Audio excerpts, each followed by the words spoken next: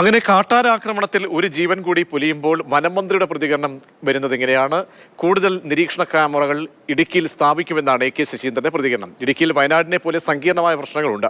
9 ഇടുക്കിയിൽ പ്രത്യേക യോഗം ചേരും. രേഖകൾ ഹാജരാക്കിയാൽ 48 മണിക്കൂറിനകം സഹായധനം ലഭ്യമാക്കാൻ നടപടിയെടുക്കുമെന്നും മന്ത്രി പറയുന്നു.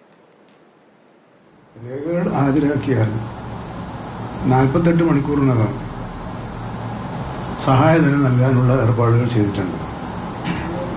രണ്ടാമത്, അവിടെ പ്രതിരോധ പ്രവർത്തനത്തിന്റെ ഭാഗമായി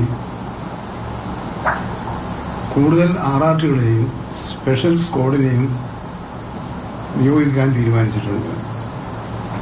കൂടുതൽ നിരീക്ഷണ ക്യാമറകൾ സ്ഥാപിച്ച് വന്യമൃഗങ്ങളുടെ നീക്കം നിരീക്ഷിക്കാനുള്ള നടപടികളും പെട്ടെന്ന് തന്നെ ആരംഭിക്കാനും ഉള്ള നിർദ്ദേശമാണ് കൊടുത്തിട്ടുള്ളത്.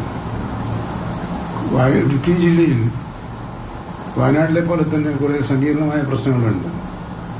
ഈ പ്രശ്നവുമായി ബന്ധപ്പെട്ട് 9-ാം തീയതി രാവിലെ ഇടുക്കി കളക്ടറേറ്റിൽ സർവകക്ഷി യോഗം ചേരാൻ തീരുമാനിച്ചിട്ടുണ്ട്.